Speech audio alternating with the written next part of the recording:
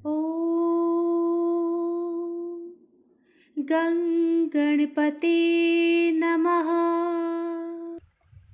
बोलिए सच्चिदानंद सद्गुरु साईनाथ महाराज की जय। श्री साईं बाबा का सदा ही प्रेम पूर्वक स्मरण करो, क्योंकि वे सदैव दूसरों के कल्याणार्थ तत्पर तथा आत्मलीन रहते थे। उनका स्मरण करना ही जीवन और मृत्यु की पहली हल करना है। साधनाओं में ये अति श्रेष्ठ तथा सरल साधना है, क्योंकि इसमें कोई द्रव्य व्यय नहीं होता। केवल मामूली परिश्रम से ही भविष्य नितांत फलदायक होता है। जब तक इंद्रियां बलिष्ठ है, क्षण क्षण इस साधना को आचरण में लाना चाहिए। केवल गुरु ही ईश्वर है। हमें उनके ही पवित्र चरण कमलों में श्रद्धा रखनी चाहिए। वह तो हर इंसान के भाग्य विधाता और प्रेम में प्रभु हैं। जो अनन्य भाव से उनकी सेवा करेंगे, वह भवसागर से निश्चय ही मुक्ति को प्राप्त होंगे। न्याय अथवा मीमांसा या दर्शन शास्त्र पढ़ने की भी कोई आवश्यकता नहीं है। जिस प्रकार नदी या समुद्र पार करते समय नाविक पर विश्वास रखते हैं, उसी प्रकार का विश्वास हमें भवसागर से पार होने के लिए सद्गुरु पे करना चाहिए। सद्गुरु तो केवल भक्तों की भक्ति भाव की ओर ही देखकर उन्हें ज्ञान और परमानंद की प्राप्ति करा देते हैं। गत अध्याय में बाबा की भिक्षावृत्ति, भक्तों के अनुभव तथा अन्य विषयों का वर्णन किया गया है। अब पाठकगण सुने कि श्री साईं बाबा किस प्रकार रहते, शयन करते और शिक्षा प्रदान करते थे। बाबा का विचित्र विस्तार। पहले हम ये देखेंगे कि बाबा किस प्रकार शयन करते थे। श्री नाना साहेब डेंगले एक 4 हाथ लंबा और 1 हथेली चौड़ा लकड़ी का तख्ता श्री साईं बाबा के शयन हेतु लाए। तख्ता कहीं नीचे रखकर उस पर सोते। ऐसा न कर बाबा ने पुरानी चिंदियों से मस्जिद की बलि से उसे झूले के समान बांधकर उस पर शयन करना प्रारंभ कर दिया। चिंदियों की बिल्कुल पतली और कमजोर होने के कारण लोगों को उसका झूला बनाना एक पहेली से बन गया। चिंदियां तो केवल तख्ते का ही भार सहन नहीं कर सकती थी, फिर वे बाबा के शरीर का भार किस प्रकार सहन कर सकेगी। जिस प्रकार भी हो, ये तो राम ही जाने, परंतु ये तो बाबा की एक लीला थी, जो फटी चिंदियां तख्ते तथा बाबा का भार संभाल रही थी। बाबा को तख्ते पर बैठे या शयन करते हुए देखना देवताओं को भी दुर्लभ दृश्य था। सब आश्चर्यचकित थे कि बाबा किस प्रकार तख्ते पर चढ़ते होंगे और किस प्रकार नीचे उतरते होंगे। कौतूहलवश लोग इस रहस्य उद्घाटन के हेतु दृष्टि लगाए रहते थे, परंतु ये समझने में कोई भी सफल ना हो सका और इस रहस्य को जानने के लिए भीड़ उत्तरोत्तर बढ़ने लगी। इस कारण बाबा ने एक दिन तख्ता तोड़कर बाहर फेंक दिया। यद्यपि बाबा को अष्ट सिद्धियां प्राप्त थी, परंतु उन्होंने कभी भी उनका प्रयोग नहीं किया और न कभी उनकी इच्छा ही हुई।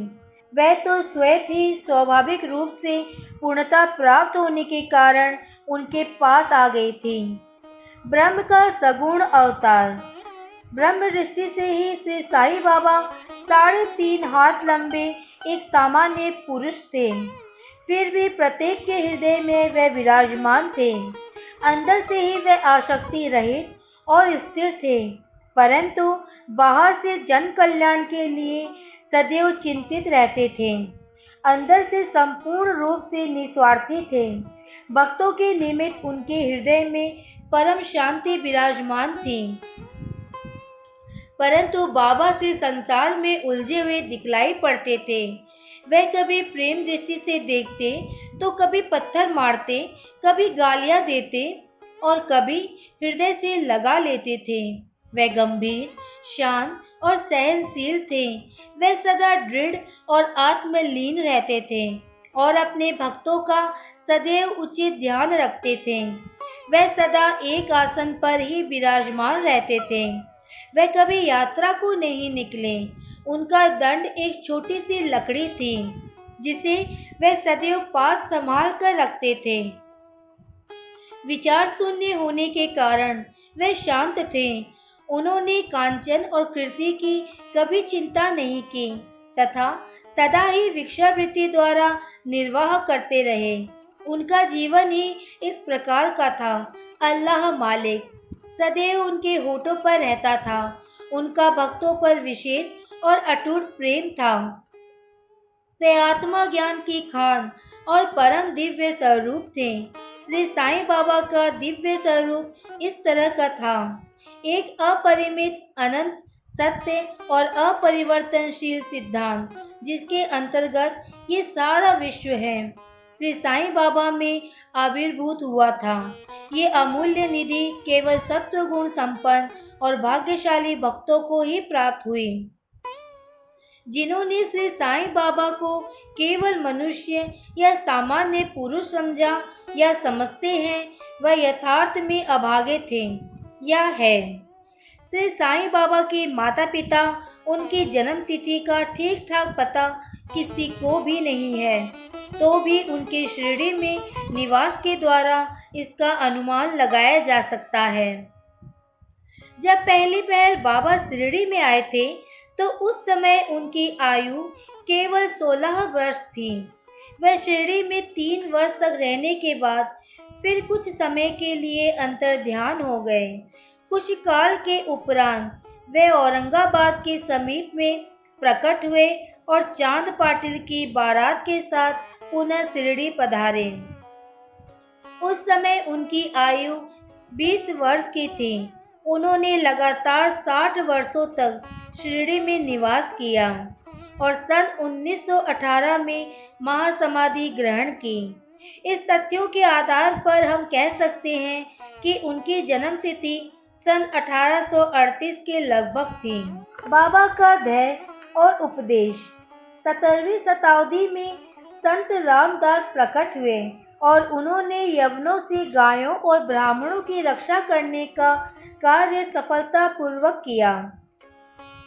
परंतु 2 शताब्दियों के व्यतीत हो जाने के बाद हिंदू और मुसलमानों में वैमनस्य बढ़ गया और इसे दूर करने के लिए श्री साईं बाबा प्रकट हुए। उनका सभी के लिए यही उपदेश था कि राम और रहीम एक ही है, उनमें किंचित मात्र भी भेद नहीं है। फिर तुम उनके अनुयायी क्यों पृथक पृथक रहकर परस्पर झगड़ते हो? अज्ञानी बालकों, दोनों जातियां एकता का ध्येय प्राप्त करो।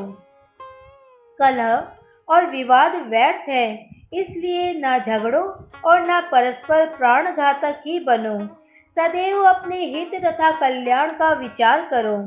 श्री हरि तुम्हारी रक्षा अवश्य करेंगे।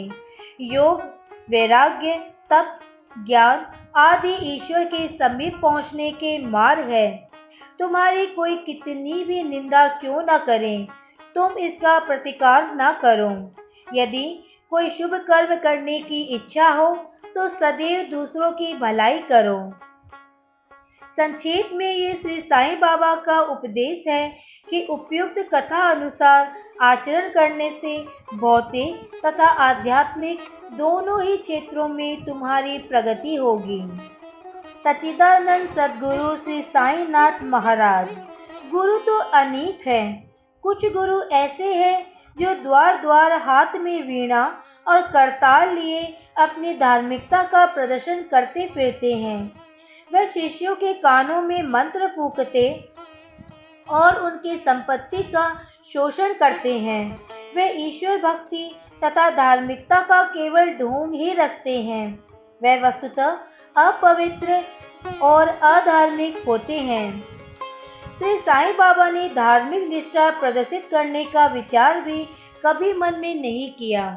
दैहिक बुद्धि उन्हें किंचित मात्र भी छू ना पाई थी, परंतु उनमें भक्तों के लिए असीम प्रेम था। गुरु दो प्रकार के होते हैं, नियत और अनियत। अनियत गुरु के आदेशों से अपने में उत्तम गुणों का विकास होता तथा चित्त की शुद्धि होकर विवेक की वृद्धि होती है। वे भक्ति पथ पर लगा देते हैं, परंतु नियत गुरु की संगति मात्र से द्वैत बुद्धि का हास शीघ्र ही हो जाता है।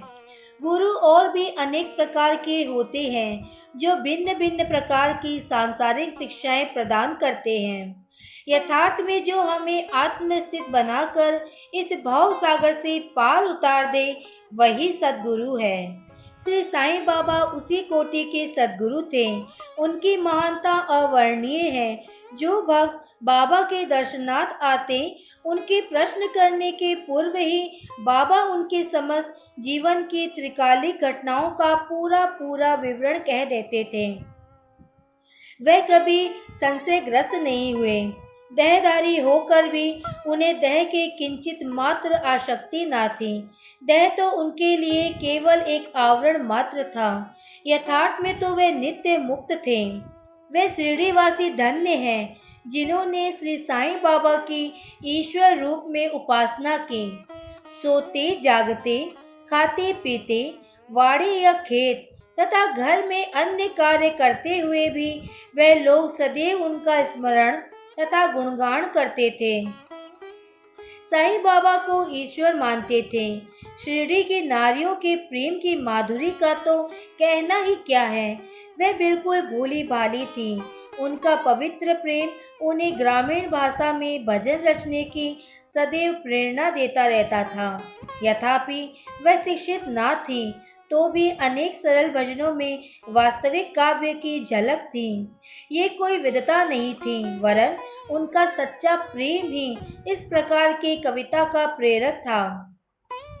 कविता तो सच्चे प्रेम का प्रकट स्वरूप ही है, जिसमें चतुर श्रोतागण ही यथार्थ दर्शन या रसिकता का अनुभव करते हैं। बाबा की विनयशीलता। ऐसा कहते हैं कि भगवान में 6 प्रकार के विशेष गुण होते हैं, यथा कीर्ति, श्री, वैराग्य, ज्ञान, ऐश्वर्य और उदारता। श्री साईं बाबा में भी ये सब गुण विद्यमान थे। उन्होंने भक्तों की इच्छा पूर्ति के निमित्त ही सगुण अवतार धारण किया था।